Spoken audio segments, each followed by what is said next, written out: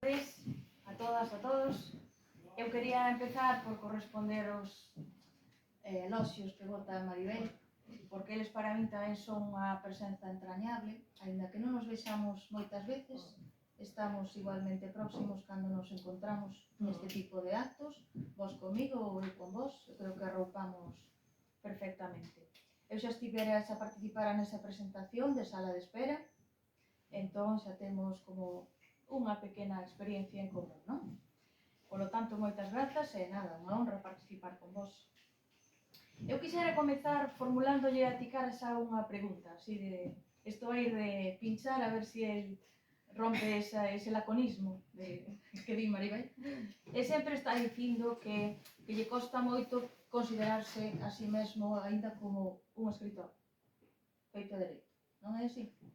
Porque ele é unha persoa autoexixente e porque é unha persoa honesta consigo mesmo, entón sempre está dicindo iso. Tamén eu, na miña modesta carreira literaria, teño a palabra escritor por unha palabra elevada. Non todo o mundo é escritor por facer un libro, nin dous. É dicir, cando se é escritor? Entón lanzolle esa pregunta a él, a ver se despois, cando haxa un pequeno debate ou cando el queira opinar, se quere formular a súa consideración de cando nos podemos considerar escritores. Porque esa palabra nos resulta tan forte e esa maneira de sentirnos ao mellor nunha altísima exposición, porque é o que é escribir. Entón, podela asumir ou non, ou podes escapar dela. Entón, estamos aí, supoño que todos navegamos nese mesmo mare magnum de cousas, non? E a min tócame presentarvos a novela desde un punto de vista máis literario, buscando as consideracións que ten a novela desde un punto de vista reflexivo, argumentativo, expositivo, a nivel de lingua, de recursos que utiliza a Ticara. Entón, eu vou empezar dicíndovos, non quero desvelar demasiado, pero teño que falar un pouco dos personaxes e de como evolucionaron, non? Vou empezar dicindo que me parece unha novela de altísima emocionalidade, moi profunda, e que a través de algúns personaxes, esencialmente os femininos, vai marcar o paso do tempo e vai sinalar unhas emocións que son moi fortes, moi esenciais, e outras que son menores. Iso debe de valoralo a persoa que vai ler. Para min esenciais son o odio, o rancor, o sentimento de culpa, o sentimento de remordementos, a liberación persoal. Todo iso vai aparecer no libro, se ti queres verlo. Entón, Ticara vai construir unhas personaxes femininas que están moi marcadas polo tempo. O tempo no sentido de que nesta novela, estando no presente, vai a volver ao pasado. É dicir, o pasado incorporase ao presente, que é unha cousa moi forte. Pode sucederche, algunha vez nesta vida pode suceder, que o pasado se che presente outra vez e ti teñas que adoptar unha nova emocionalidade con respecto a iso, non? Iso vai suceder nesta novela. E iso vai ser un eixe fundamental que estrutura a trama que vai ter o libro, non? Non é casual que o libro comece con un texto especial que non sei se lle apetece lelo a Maribel, sí, e despois sigo falando. Sí. Entón vai vos ler Maribel ao principio do libro. Eu vou retomar aí a miña consideración da novela. Titúlase Cum clavis de los dioses. En el ombligo del universo, hora cero, presentes los dioses más relevantes, que son miles, sin posibilidad que se inmiscuya nadie que no lo sea. De ahí que fuese un cum clavis. Expone uno de los dioses arquitecto. Su proyecto es facilitar la formación de vida en uno de los planetas. Pronostica que hay un planeta en los confines del universo que en un futuro breve estará en condiciones de albergar vida hecha de materia. El punto más relevante de la exposición es cuando describe el proyecto del hombre. En cuanto a otros seres vivientes, no hubo mayores disensiones. Cada uno podía inventar a placer la forma de vida que le viniese a la mente. Pero cuando se trató de cómo debería ser el hombre, hubo dos grandes corrientes, que después de discusiones acaloradas o tranquilas, no puedo decirlo, los dioses son un poco imprevisibles y nunca se sabe cómo reaccionan, se acordó que en la forma habría un solo modelo, pero en cuanto a su psique habría dos tipos de humanos. El autor del proyecto defendía que habría que dotar al humano de la capacidad de experimentar el sufrimiento de sus congéneres, el llamado sufrimiento vicario. Esa debería ser su principal característica, ya que sería lo que le permitiría la convivencia en paz y armonía.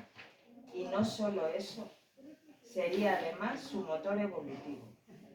Gracias a esta posibilidad para experimentar los dolores ajenos, haría todo lo posible y lo imposible por evitarlos, y eso generaría un progresivo refinamiento del hombre. El Dios que liberaba la corriente contraria argumentaba que los hombres tenían que buscar sobre todo su propia satisfacción, ignorando y hasta despreciando el dolor ajeno. Lo esencial en el humano debería ser el egoísmo. El egocentrismo y la egolatría deberían ocupar un lugar clave en su psique. En aras de su egoísmo, haría lo que fuese para sobresalir sobre los demás, y eso lo elevaría en su escala evolutiva. Dos tipos humanos han poblado y han de poblar la Tierra: los igualacionistas y los diferencialistas. Los primeros buscan el bien común, se preocupan del bienestar del prójimo y de ese modo logran su propio beneficio. Nunca pretenden ser más que los demás y no se valen de los demás para escalar posiciones. Los segundos no tienen el menor escrúpulo en explotar a quien sea, con tal de lograr sus propósitos. Son capaces de perjudicar a quien sea para su propio beneficio. Moi ben, pois aí temos xa totalmente a declaración de intencións de como vai a ser o libro. Vai haber, segundo nos presenta Tikara neste fragmento, no que xa aparece o humor, que eu creo que é típico de Tikara, este humor de os deuses son tan imprevisibles que non se sabe o que van facer, non? Ou no embigo do mundo, hora cero. Eu xa vexo aí un humor moi atemporal que ten. Ben, pois, el vai falar neste cónclave co que se inicia o libro, que é unha declaración de intencións, de dos tipos de humanos. Un será os que teñen empatía coa dor allea, que é o que se coñece ou se lle pode denominar dor vicaria. E os outros son os que teñen o puro egoísmo, o desprezo do alleo. É dicir, que media humanidade podería ser igualacionista, intentando buscar o ben común, e a outra media humanidade podría ser diferencialista, é dicir, buscando o seu propio beneficio a toda custa, non? Entón, nesta declaración de intencións xa se van perfilar as dúas liñas que ten esta novela, porque temos personaxes que son moi intereseiros, que van buscar todo o beneficio para si mesmos sen escrúpulos, e da outra banda temos especialmente unha personaxe que é Anuncia, que vai personificar a honestidade, unha honestidade brutal. Entón, estas personaxes van flutuar entre estas dúas liñas todo o tempo, pero van evolucionar, non se quedan sempre no mesmo punto. Por exemplo, cando hai flashback, que é unha volta atrás, non? De un personaxe que no presente rememora o pasado, esa personaxe que no pasado tivo unha actitude desprezable, é posible que no presente ou durante ese camiño fixera a súa reflexión e pense que debera ter actuado de outra maneira e se sente mal, ten mala conciencia. Agora, outra pregunta que lle lanzo aquí ao autor para que el, cando fale, o mellor, nos poida aclarar un pouco máis. Esas personaxes que teñen mala conciencia, ao final son igualacionistas ou diferencialistas? Por que o fan? Esa pregunta queda aí flotando no ar. Entón, nesa distancia temporal, el vai marcando personaxes do presente e do pasado. Cada capítulo, que son 24 capítulos, el vai amosando personaxes, xente nova que nos imos coñecendo en relación á historia, á trama, ao argumento. E nos imos coñecendo a personalidade destes argumentos, non? Por iso, dicimos que algúns personaxes, moitos deles, por non dicir case todos, creo, son personaxes redondos, porque quere dicir que evolucionan, non se quedaron no pasado, senón que teñen unha evolución psicolóxica. Hai un dinamismo no seu comportamento. Por exemplo, teñen remordementos do que fixeron e queren paliar na medida do posible iso, ou non entenden por que o fixeron, ou séntense demasiado pusilánimes no seu momento cando tiñan que ter actuado, non? E con respecto a esta evolución que van ter os personaxes, especialmente a personaxe principal que anuncia, en varios lugares desta novela aparece, non podía faltar, a terapia, pero unha terapia especial, porque ven marcada fundamentalmente pola compañía, sí, pero moi especialmente pola compañía de animais, de mascotas. A terapia que pode acompañar un animal a unha persoa que está a sufrir. Ten diferentes fragmentos, que logo lerei algún para que vexades como incorpora este tipo de terapia, porque habendo como hai un sentimento tan existencial e tan forte entre os personaxes, o feito de que aparezan os animais acompañando, que pode ser mitigando un pouco iso, ou simplemente acompañando, dá pé a que os personaxes teñan outro comportamento. Entón aí está a evolución, cando cambian. Das personaxes femininas, o personaxe central, evidentemente, é Anuncia. Ela é o centro da trama. Anuncia é unha ex-convicta, ex-presidiaria.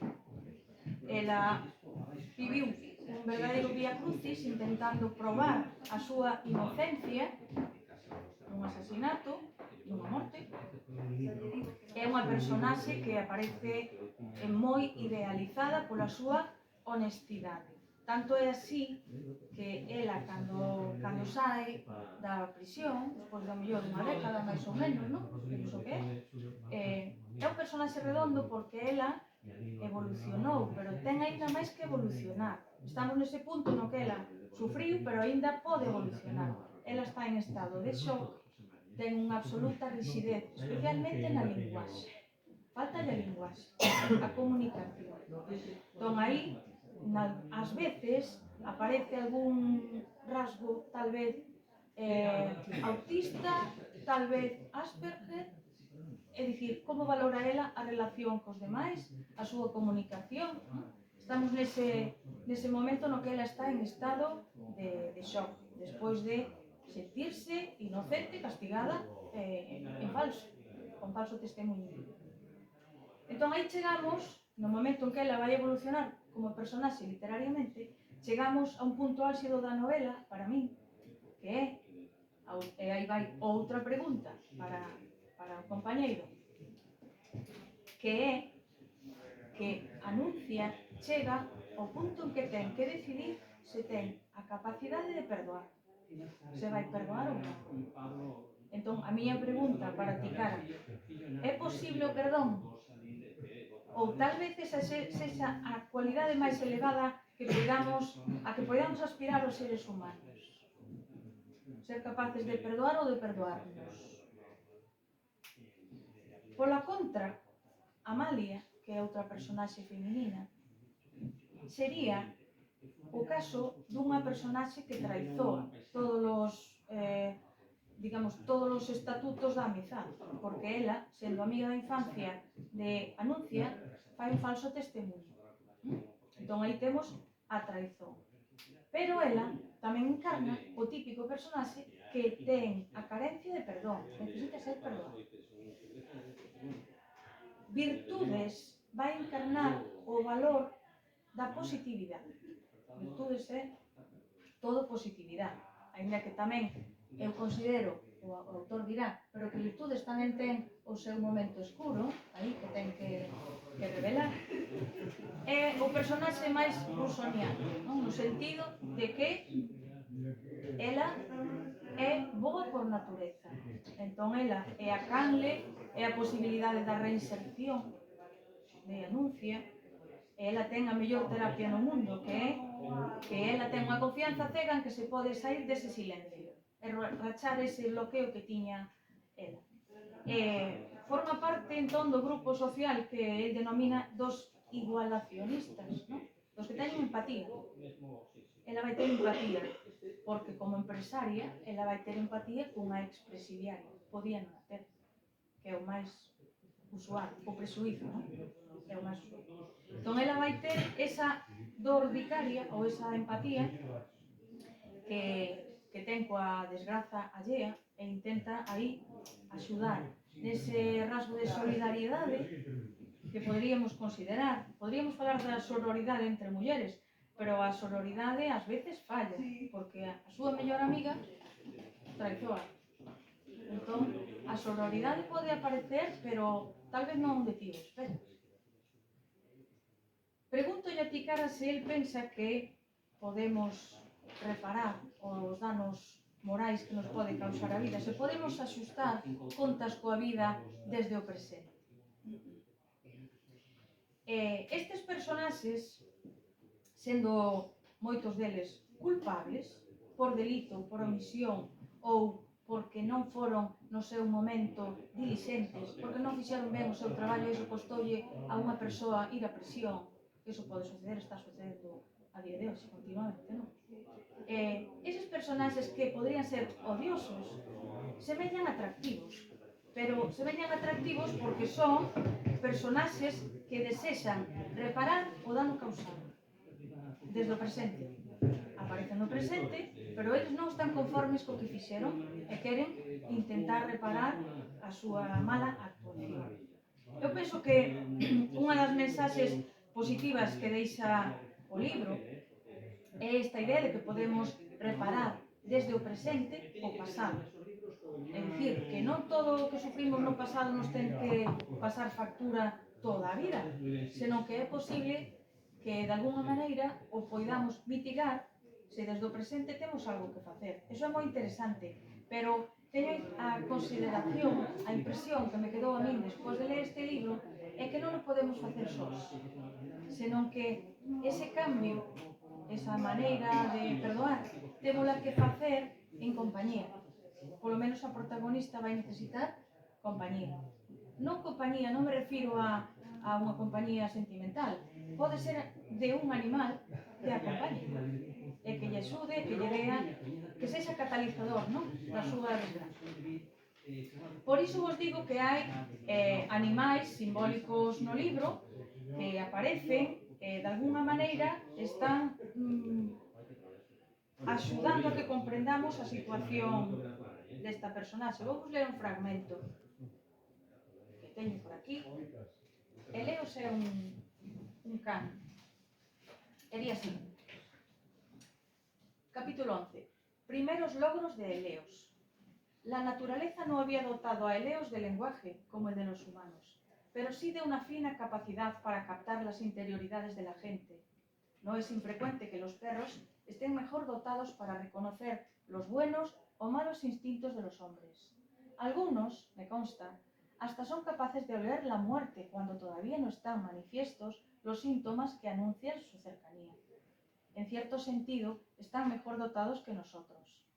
Ya en el primer contacto con Anuncia, a pesar de que no le haya hecho ninguna caricia y no le haya dirigido ninguna palabra, supo que se trataba de una mujer de quien podía fiarse. Verdad es que no le dirigía ninguna palabra, pero observó que tampoco lo hacía con los demás humanos, así que sería ella así. Ocurrió durante esos paseos que daban por las tardes. Después de estar caminando un largo tiempo, Anuncia se sentó para descansar un rato, y como estaban en un lugar donde no se veía a nadie, soltó la correa, dejando a la perra libre. Eleos aprovechó para oler con libertad aquí y allá, pero sin alejarse demasiado. Era muy consciente de su responsabilidad para protegerla. Nunca se sabía si de repente aparecía algún tarado con malas intenciones. De pronto, una alarma se encendió dentro de ella. Captó un cambio en la vibración que procedía de Anuncia, una discreta turbulencia que revelaba un malestar.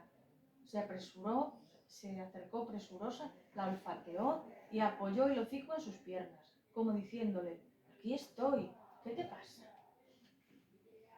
Aparecen entón no libro esta cadela, que era Eleos, aparecen paxaros, pero os animais son como ese punto catalizador e simbólico para que o personaxe evolucione. Está aí para que evolucione, non? E tamén hai persoas que fan que evolucionen, poden ser virtudes, pode ser Fred, pode ser Ivette, incluso Ivette desde o seu silencio de Alzheimer. Unha persoa con Alzheimer tamén te acompaña, tamén che dá cariño.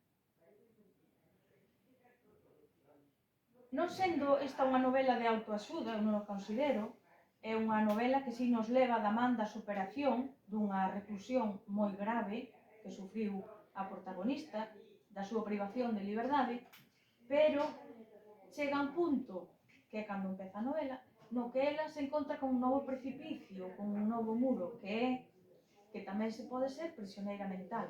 Ti podes ter toda a liberdade do mundo física, de movimentos, pero ti podes estar prisioneira a nivel mental, psicolóxica.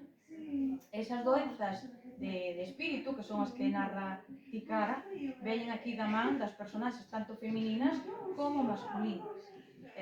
Ten que ver coa súa facultade para escoitarse, para deixar fluir o seu interior. Neste libro hai o que se chama multiperspectivismo, que é que ti podes coñecer a personalidade de algúns personaxes desde o seu punto de vista, no seu fluir de conciencia, como primeira persoa, ou tamén cun narrador en terceira persoa, omnisciente, que fala da súa maneira de ser ou como se atopa, pero tamén polo testemunho directo de outras persoas en primeira persoa. Entón, tes moitas perspectivas para coñecer como esa persoa se está manifestando. Ti podes optar como lector por calquera delas, non tes por que telo tan claro, non? A mala consciencia que teñen algúns personaxes era o que lle quería preguntar a Ticara. Pode supoñer, efectivamente, que están arrepentidos e que teñen empatía coa dor de Anuncia, ou pode supoñer que teñen tanta dor, tan mal dormida e tan mala consciencia que necesiten que algo os tranquilice e lle baixe esa dor, non? Entón, cal é realmente o seu leitmotiv para facer iso? Vos valoraredes se oides ler, non? Porque na novela tendes personaxes triunfadores, personaxes derrotados, personaxes que están arriba e caen, personaxes que están abaixo e ascenden. Entón, aí podedes ver personaxes emprendedores, ilusionantes ou personaxes que están absolutamente derrotados, absolutamente. Non vou desvelar cousas porque non ten sentido que conte todo, non? Pero que saibades que esta trama toda está construída sobre unha trampa, que é o falso testemunho.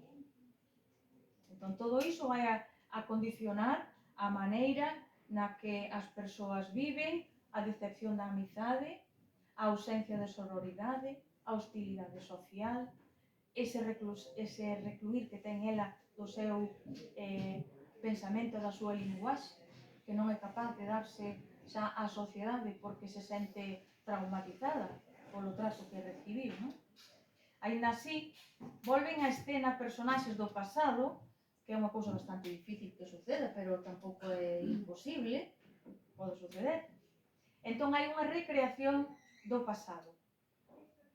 Pregunto, podemos rectificar, podemos reiniciarnos, podemos ter unha nova etapa na vida na que ti sexas capaz de incidir sobre cousas do pasado? Eso está aí.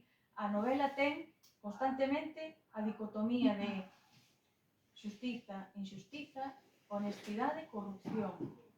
Está continuamente xogando para mí, con eses dous polos que poden tamén ser simplemente o odio e o perdón. Entón, como son personaxes que teñen bastante verosimilitude porque están narrados dunha maneira bastante crible, é unha prosa moi áxil, a novela ten unha prosa sinxela, áxil para a lectura. Entón, ti vas a entrar e vas coñecendo personaxes constantemente, tens que estar atento á lectura, vas coñecendo, pero van a aparecer xa moitos problemas, desde o maltrato, desde o silencio, a falta de comunicación e linguaxe, a reinserción laboral, van a aparecer as injustizas da vida, todas. E esa viaxe final que vai facer anuncie, non desvelo máis. É unha viaxe real, porque vai, efectivamente, viaxa, desprázase fora de Galicia a Francia, pero eu leoa como un proceso. É o proceso que dicía antes que ti necesitas. Para cambiar, necesitas alguén, o teu entorno, pode ser un animal de compañía, pode ser o que ti queiras, unha persoa que te acompañe, ou pode ser a ansia por escribir, ou o teu traballo, ou o que sexa. Algo que te motive. Para que ti sexas capaz de velo todo desde outra perspectiva. Ela tamén ten que pasar toda esta fase, o que lín antes de Eleos, para vencer a súa mudez, para ser capaz de iniciar un novo camiño. A perda que vai ter tamén é un camiño para aclarar cal vai ser o seu futuro. Non é fácil a vida dun expresidiario, evidentemente, se é muller creo que menos. Non é fácil o comportamento de aquelas persoas cuxo comportamento sinalaron ese final de reclusión que tivo ela dunha década, non? Inxusta. Pois temos aí, de alguna maneira, o caldo de cultivo para que a persoa decida un camiño ou outro, que é o que aparece no umbral do libro, no limiar. Cando el nos escribe, cando el para nos escribe, esa posibilidade que temos de escolla. Claro, o mellor ela non tivo tanta posibilidade de escolla, non sei se é realmente unha escolla ou a posibilidade que a vida lle brindou, simplemente, non? En fin, xa para rematar, deixolle a palabra, senón lídome moi. Podes si quieres. Pote deixar traballar un pouco, bueno, ten que traballar pouco. Digo que a novela ten unha prosa moi así, moi amena, con estes capítulos que van oscilando con novos personaxes, co presente, co pasado, tens que estar ti traballando, senón vas te perder, en complexidade. E nada, eu agardo que gocedes con esta lectura. Eu fagolle unhas cuestións a él desde un punto de vista máis metafísico para que conversemos, non? Sobre a personalidade das personaxes, pero se vos tendes outra lectura ou queredes facer de outra cuestión, pois o Maribel quere intervir, pois nada máis.